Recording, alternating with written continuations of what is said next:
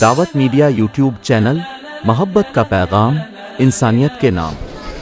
حضرات سامعین کرام، آپ کی بے چین نگاہیں متلاشی تھی۔ آئیے وہ وقت آ گیا ہے، میں آپ کے درمیان میں حضرت اللہ مقرر ذیشان ساحر البیان حضرت مولانا مفتی محمد شاکر خان صاحب قاسمی، محتمیم مدرسہ بیت العلوم پونہ، نواسہ حضرت مولانا محمد یونس صاحب پوناوی، کہ ان کو دعوت دیتا ہوں۔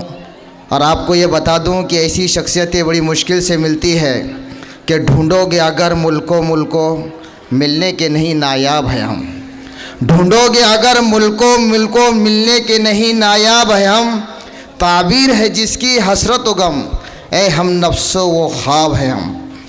اور میرے جام آتشی میں وہ بلا کی شورشیں ہیں، میرے جام آتشی میں وہ بلا کی شورشیں ہیں، کہ چھلک پڑے ذرا بھی تو سلگ اٹھے زمانہ۔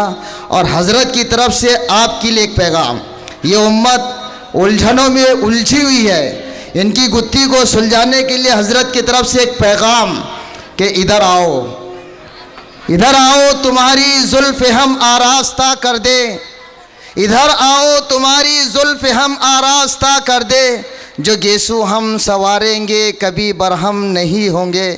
حضرت سے گزارش ہے کہ اپنے مواعظ حسنہ سے ہم تمام کو مستفیض فرمائیں۔ السلام علیکم ورحمۃ اللہ وبرکاتہ۔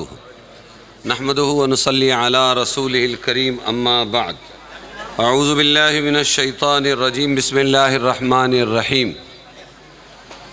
ان الدین عند اللہ الاسلام، صدق اللہ مولانا العظیم۔ میرے حصے میں 20 منٹ آئے ہیں، 22 تھے، 2 اناؤنسر صاحب نے لے لیے، تو 20 منٹ آئے ہیں۔ اور آج کا میرا اہم سبق یہ ہے آپ لوگوں کے لیے کہ یہ مسلمان وقت کی پابند بن جائے، وقت کے پابند بن جائے، بس اللہ تعالیٰ دنیا ان کے قدموں میں ڈال دے گا۔ وعدے کے پابند، وقت کے پابند۔ ہم 20 منٹ میں اپنا بیان پورا کریں گے، اس لیے کہ ہمارے قرآن میں اگر 2.5 پارے کی سورہ بقرہ ہے تو 3 آیتوں کی انا اعطینا کل کوثر بھی ہے۔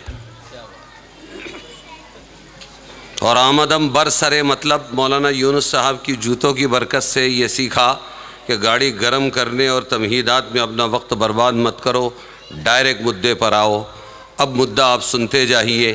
اعوذ باللہ من الشیطان الرجیم، بسم اللہ الرحمن الرحیم۔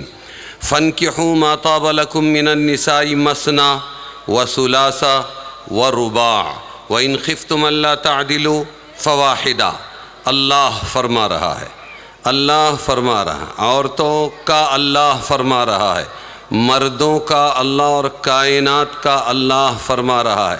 ہمارے تمام مسائل کو پیدا کرنے والا اور ان مسائل کا علاج دے کر خاتم الانبیاء حضرت محمد مصطفیٰ صلی اللہ علیہ وسلم کو بھیجنے والا اللہ فرما رہا ہے، نکاح کرو 2-2، 3-3، 4-4 عورتوں میں سے جو تمہیں پسند ہو۔ نکاح کرو 2-2، 3-3، 4-4 عورتوں میں سے جو تمہیں پسند ہو۔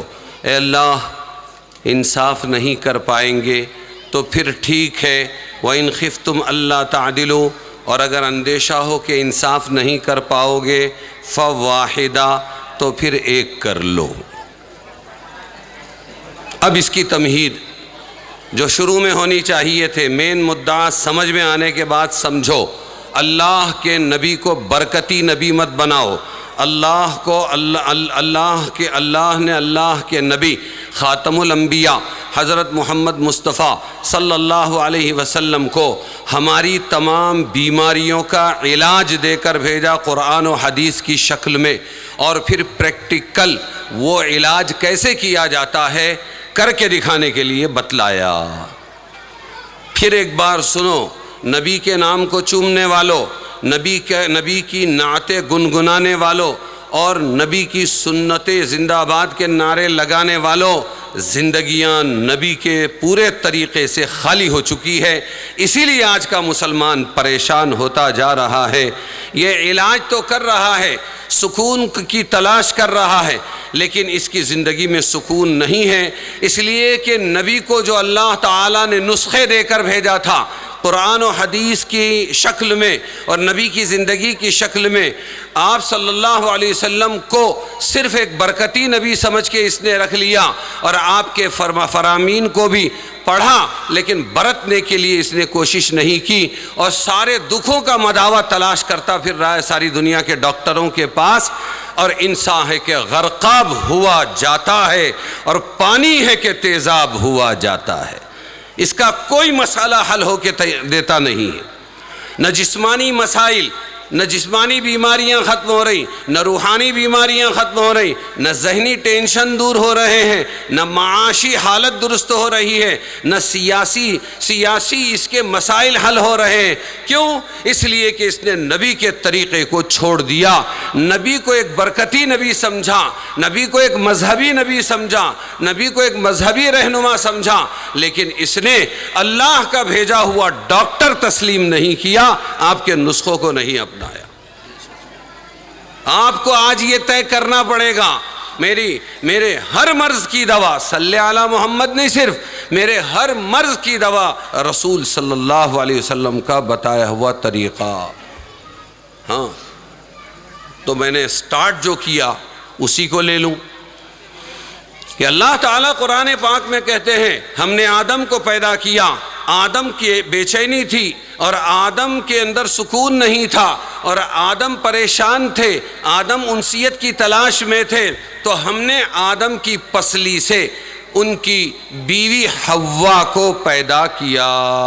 اور وہاں آیت یہ ہے کیوں پیدا کیا؟ لیسکن الیہا، تاکہ آدم کو سکون ملے۔ تو دواؤں سے سکون تلاش کرنے والوں اور دم سے سکون تلاش کرنے والوں اور اسی طرح چیزوں میں سکون تلاش کرنے والوں اور ذہنی ڈاکٹروں کے پاس سکون تلاش کرنے والوں، یہ سن لو کہ تمہارا سکون تمہاری بیویوں میں ہے۔ کس میں ہے؟ اس لیے نبی کا علاج کیا تھا کہ جو بالغ ہو جائے لڑکا لڑکی اس کا نکاح کر دو۔ ہم نے نکاحوں کو ٹالنا شروع کیا پیروں پہ کھڑے ہونے کے لیے اور پیسے کمانے کے لیے، حالانکہ الٹے ہو گئے، ہر چیز میں مسلمان الٹا ہو گیا۔ تعجب کی بات ہے، ارے پیسے لانے کی مشین اللہ تعالیٰ نے بیوی دی تھی، وَأَنكِحُوا الْأَيَامَ مِنْكُمْ وَالصَّالِحِينَ مِنْ عِبَادِكُمْ وَإِمَائِكُمْ، وَأَنكِحُوا الْأَيَامَ مِنْكُمْ وَالصَّالِحِينَ مِنْ عِبَادِكُمْ وَإِمَائِكُمْ۔ اللہ مال کہاں سے لائیں گے اگر اپنے مردوں اور عورتوں کا نکاح کریں گے؟ پہلے پیروں پہ تو کھڑے ہو جائے۔ اسی آیت میں ہے إِن يَكُونُوا فُقَرَاءَ يُغْنِهِمُ اللَّهُ مِنْ فَضْلِهِ، اگر تم فقیر ہو شادی کرو، اللہ بے نیاز بنا دے گا، اللہ غنی بنا دے گا۔ ابو بکر صدیق رضی اللہ عنہ کی ایک مستقل دعوت تھی، اور وہ دعوت یہ تھی کہ ابو بکر صدیق جس بے نکاحے کو دیکھتے تھے تو پوچھتے تھے مالدار بننا ہے؟ کہ ہاں بننا ہے۔ فرماتے تھے نکاح کر لے، اور یہ آیت پڑھ کے سناتے تھے۔ یہ ہے نبی کا علاج۔ میرا پہلا نکاح ہوا، مولانا یونس صاحب نانا جان نے کرایا، کہاں سے پیسے آئے کچھ پتہ نہیں ہے، عمر تھی 23 سال۔ میرا دوسرا نکاح ہوا تو صرف میرے 4-5 ہزار روپے خرچہ ہوئے، اس میں 500 روپے مہر کے تھے۔ میرا تیسرا نکاح ہوا تو پھر میں نے دوسرا مطلقہ سے کیا، تیسرا بیوہ سے کیا۔ ہاں یہ بھی واضح ہونا ضروری ہے۔ لوگوں نے نکاح کو عیاشی کا ذریعہ سمجھ رکھا ہے، جبکہ نکاح تقوی کا ذریعہ ہے۔ من تزوج فقد استکمل نصف الدین فلیتق اللہ فی النصف الباقی، نبی کا دیا ہوا سرٹیفکیٹ ہے، نہ کسی حضرت جی کا، نہ کسی مولانا کا، نہ کسی جج کا، نبی کا سرٹیفکیٹ ہے۔ ارے جس نے نکاح کر لیا، من تزوج فقد استکمل نصف الدین، اس نے اپنے دین کو، آدھے دین کو تو حاصل کر لیا۔ ہاں بغیر وقت لگائے ہوئے بول رہا ہوں، من تزوج مطلق ہے جی۔ جس نے نکاح کر لیا تو کیا فرما رہے ہیں حضور صلی اللہ علیہ وسلم؟ سرٹیفکیٹ خاتم الانبیاء کی طرف سے، فقد استکمل، اس نے مکمل کر لیا نصف الدین، اپنا آدھا دین، فلیتق اللہ فی النصف الباقی، اب اسے صرف آدھے دین کے بارے میں متقی بننا ہے۔ تو جس نے ایک نکاح کیا وہ متقی، تو جس نے دوسرا کیا وہ ڈبل متقی، تو جس نے تیسرا کیا وہ ٹبل متقی ہو گیا، اور چوتھے والا چوبل متقی ہو گیا۔ ہمارا معاشرہ الٹا ہے۔ میرا ایک دوست بہت اچھی بات کہتا ہے، اس نے چونکہ دوسرا نکاح کیا اور لوگوں کے لان تان وغیرہ برداشت کیے، اس لیے وہ کہتا ہے مفتی صاحب نکاح جو ہوتا ہے تو جوڑا آسمانوں پر بنتا ہے، اللہ بناتے ہیں۔ تو سب نے کہا شرکائے مجلس نے بالکل صحیح، بولے صرف پہلا۔ کیا بولا اس نے؟ صرف پہلا۔ وہ کس نے کیا؟ اللہ نے کیا۔ دوسرا اس نے خود کیا، اللہ کی مرضی شامل ہی نہیں۔ اتنا ملامت کرتے کہ شہر اور بستی کے زانی اور بدکار تو چھٹے پھرتے ہیں، اور شرابی کبابی تو بالکل آزاد پھرتے ہیں، لیکن بیچارہ جس نے دوسرا نکاح کر گیا وہ مارا جاتا ہے۔ کیا لیبل لگتا ہے کہ یہ عیاش ہے، یہ مولانا لوگوں کو کچھ کام نہیں، وہ سیٹھ صاحب کو دو نکاح کرنے والے کو کام نہیں۔ ارے نادانو، نکاح میں مزہ کم ہے، سزا اور ذمہ داری زیادہ ہے۔ جو عیاش ہوتے ہیں وہ کبھی بھی کسی کو اپنی شریک حیات نہیں بناتے۔ اللہ تبارک و تعالی، ہاں ہماری اہلیہ کو کسی نے کہا کہ ارے وہ تمہارے مفتی صاحب یار دوسرے نکاح تیسرے نکاح کے بارے میں بات کرتے ہیں، ان کو سمجھاؤ نا۔ ارے بولے میں ان کو کیا سمجھاؤں، تو تیرے اللہ کو سمجھانا۔ کیوں بولا فَانكِحُوا مَا طَابَ لَكُم مِّنَ النِّسَاءِ مَثْنَىٰ وَثُلَاثَ وَرُبَاعَ؟ کیوں بولا؟ کل ہم عاملہ کی مجلس میں جمع تھے تو میرے ایک دوست نے جو ساتھ میں پڑھا ہوا کہا یہ مفتی صاحب ہے نا بہت سے لوگوں کو بگاڑ دیں گے۔ تو کسی نے کہا مفتی صاحب کو چھوڑ، اللہ نے بگاڑا، یہ بول فَانكِحُوا مَا طَابَ لَكُم مِّنَ النِّسَاءِ مَثْنَىٰ وَثُلَاثَ وَرُبَاعَ۔ عورتوں کو اگر میری باتیں بہت بری لگ رہی ہیں تو اڑوس پڑوس میں اس بہن کو تلاش کرے جس بہن کی جوان بیٹی کو طلاق پڑ گئی ہے، اس کو تلاش کرے جس کی بیٹی کیا ہو گئی، بیوہ ہو گئی ہے، اس کی راتوں کی نیند کہاں گئی ہے؟ وہ ماں باپ کیا سو پاتے ہیں کیا؟ اللہ ظالم تھا کہ اس نے طلاق دلائی؟ اللہ ظالم تھا کہ اس نے شوہر کو مارا؟ نہیں۔ جس اللہ نے یہ بیماری پیدا کی ہے اسی اللہ نے پہلے سے علاج بھی دے دیا ہے۔ اللہ کیسے ظالم ہو سکتا ہے؟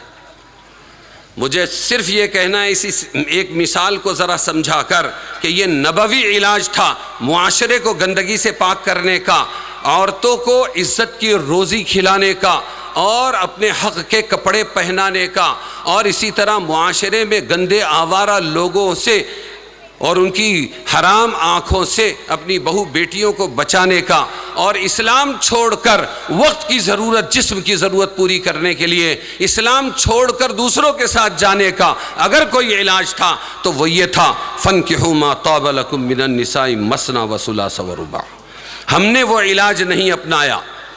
ہاں، بیواؤں کی بددعائیں ہیں اور مطلقہ کی بددعائیں ہیں، اور وہ بیٹیاں جن کے اسٹیٹس کے واسطے، اپنے خاندان کے حسب و نسب کے واسطے مال والا ڈھونڈتے ہوئے ماں باپ نے جس کے رشتوں کو ٹال دیا، اب وہ مایوسی کے دروازے پر پہنچی، ان لڑکیوں کی بددعائیں ہیں اس معاشرے کے ایسے ماں باپ کے لیے جس کی وجہ سے آج ہمارا پورا معاشرہ اللہ کی رحمت سے محروم ہے۔ میں اپنی طرف سے نہیں کہتا، حضور صلی اللہ علیہ وسلم نے فرمایا، حدیث کا مفہوم ہے کہ جب مناسب رشتہ کسی عورت کا آ جائے اور وہ نکاح کی مستحق ہو، وہ سنبھال سکتا ہو، فوراً ہاں کر دیا کرو۔ اگر تم نے ٹال دیا زمین پر فتنہ و فساد برپا ہوگا۔ اگر تم نے ٹال دیا، ماتھے پر لکھ کر نہیں آ رہے مسلمان کی بربادی کے حالات، لیکن اس میں ہماری بچیوں، ہماری بیواؤں، ہماری مطلقہ ماؤں بہنوں کی بددعائیں اور آہیں بھی شامل ہیں۔ علاج لائے تھے اللہ کے رسول صلی اللہ علیہ وسلم،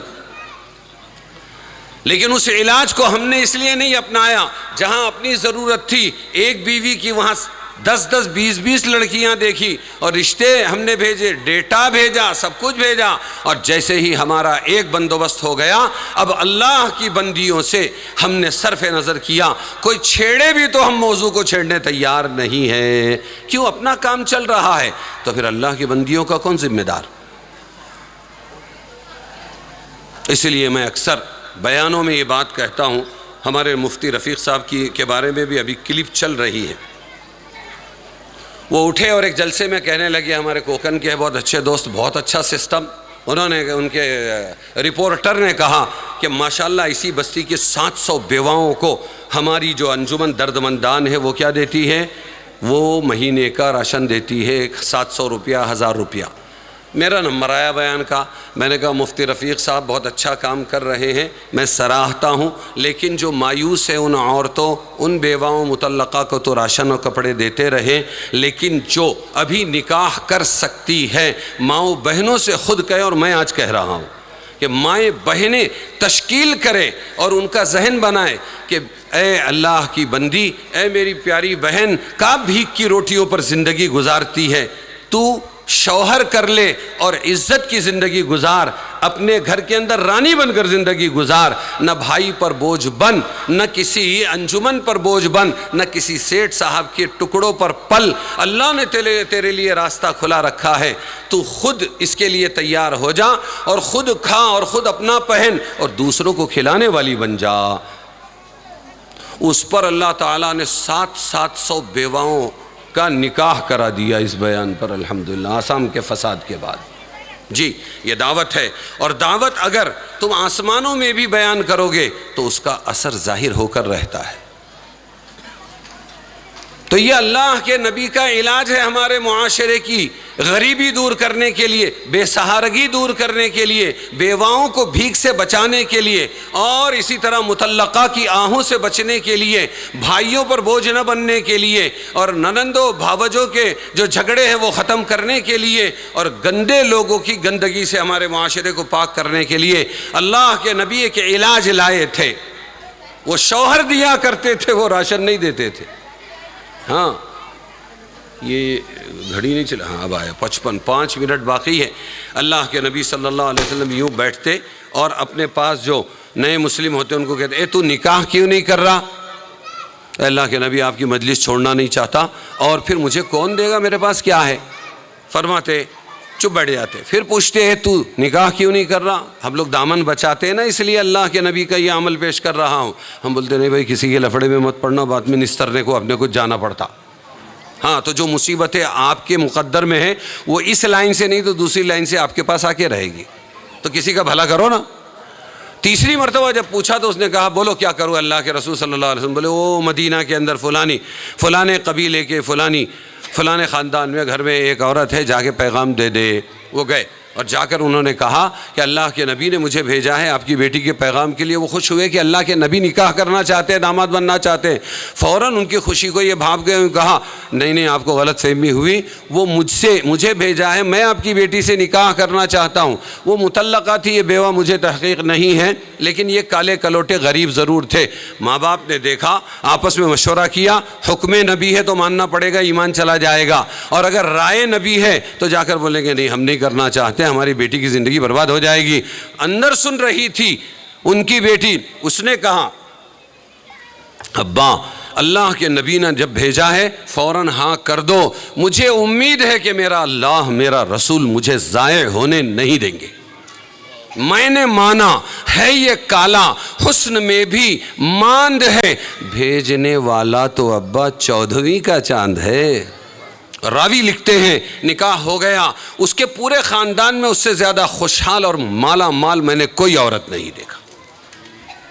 یاد رکھو یہ پوائنٹ، ہمارا ایمان ادھورا ہے۔ ہاں اللہ کے نبی جو فرما رہے صحیح کرنے منگتا، مگر ہاں فلانا کام کرنا چاہیے قرآن میں ہے، مگر ہاں اللہ نے بھی کہا 2 3 3 4 4، مگر یہ جو مگر ہے اس نے ہمیں در بدر کر دیا۔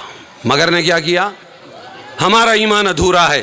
وہ قوم اس لیے سر بلند تھی اور سروں کا تاج تھی اور باطل پر بھاری تھی، انہوں نے اپنے آنکھیں دیکھے کا انکار کیا، انہوں نے کانوں سنے کا انکار کیا، تجربات کی تکذیب کی، اللہ اور اللہ کے رسول کے حکم کو من و عن مانا اور کود پڑے ہر کام کے اندر، اس لیے اللہ نے ان کو سر بلند کیا۔ ہاں، ہم تو شانے کے شانے رہے اور دیوانے کے دیوانے رہے۔ تو ایک بات طے کرو آج انشاءاللہ کہ اللہ کے نبی نے جو کچھ لایا ہے، قرآن ہو، حدیث ہو، سیرت ہو، ہم اس پر عمل کریں گے اور مردہ اور متروک دین کے شعبوں کو زندہ کریں گے۔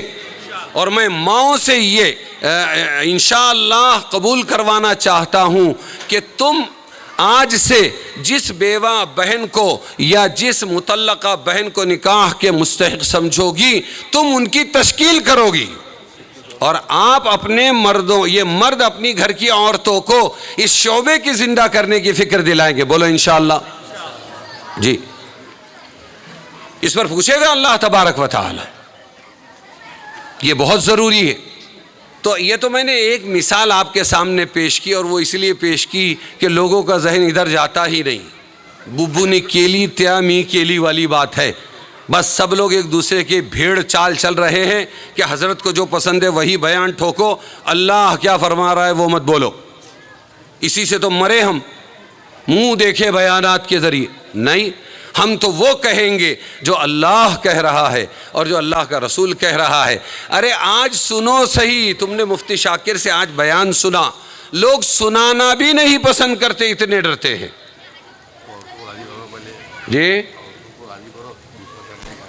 میں بولا نا، یہ محنت اگر آج شروع ہو گئی، عورتیں بھی اپنی بہنوں کو تیار کرنے لگی، مرد اس موضوع پر زیادہ نہیں بول سکتے، وہ تو ہم جیسے دیوانے ہیں جو چوکر نہ کرنے کو ایک بار بول دیے۔